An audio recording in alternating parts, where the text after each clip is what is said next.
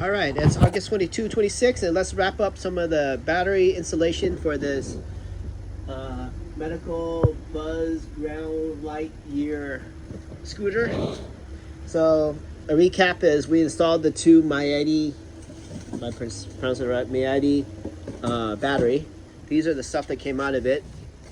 Interesting, this battery came from Vietnam, and it was made in Einaham, California, which is a lot of Vietnamese people. And this battery is original stuff from Hometown Medical Supplies.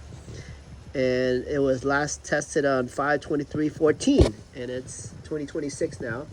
So it's been a long time. So let's go ahead and check on the battery of the old stuff. And if there's any juice to measure.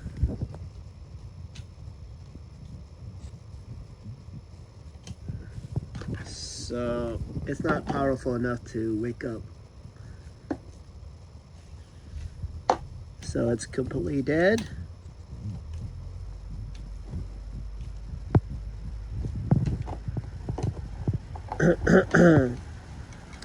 Yep, so it's dead. Let's just go ahead and see if my smart charger will even accept it. So let's plug this baby in.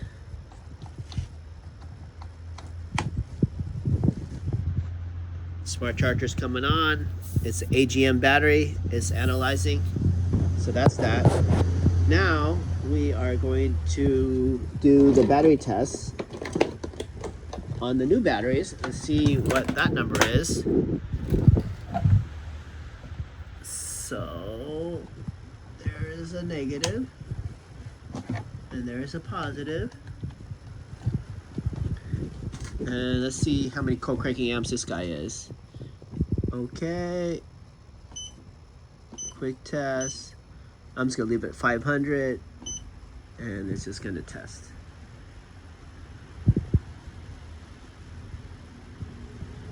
And it keeps on saying the positive pole is not properly connected.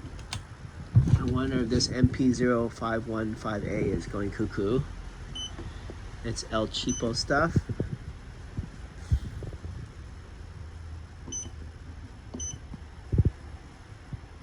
Yep, didn't like it. I don't think I'm making a solid connection or something it doesn't like.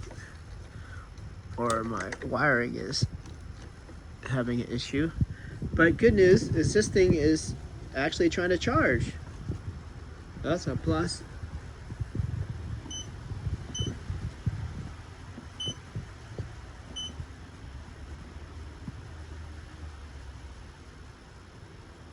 Yay.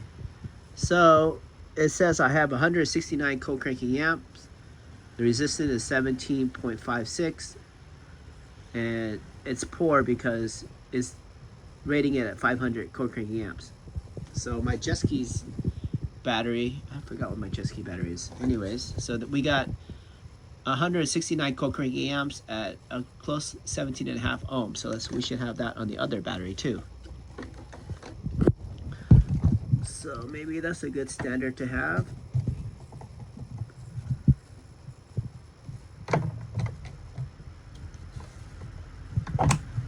All right, so we connected to the right battery.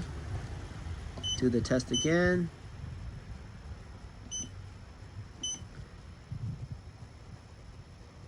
$17.5, 17.5 ohms, and 174 cranking amp. So both batteries are good, and that's it. Can't do a voltage test because the batteries are dead. And all right, we can charge this up and do the co-cranking amp once it goes to the smart charger. This thing is capable of doing 8 amps or something, which is kind of high. How many amps this guy can handle? Yeah, it could do 8 amps, 24 volts. This machine is serious. All right, so let's go ahead and see if we can make that happen. You plug everything in.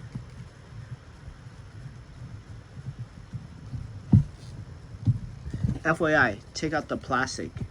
Don't leave it with the plastic, because the plastic can cause holding water and making things condensation. Zero with plastic away.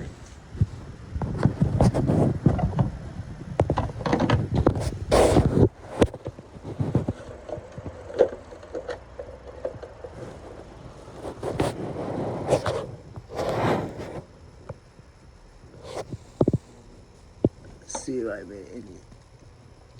Oh, missing a connection here.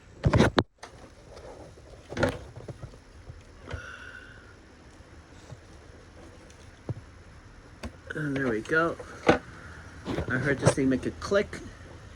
It's registering at 85%. So that means this thing sees 24. Oh, it already reached 100. So this battery is legit. Came fully charged. And then since this thing's charging, let's see if we can make sure that this one will work too.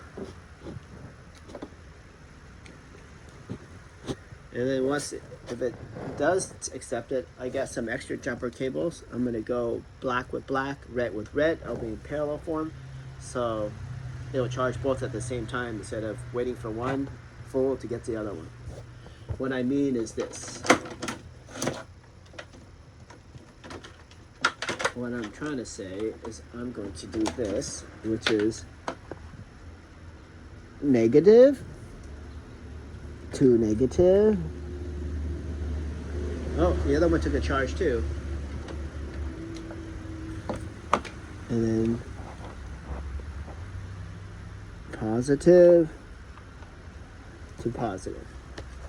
So the battery's trying to figure out both batteries charging at the same time.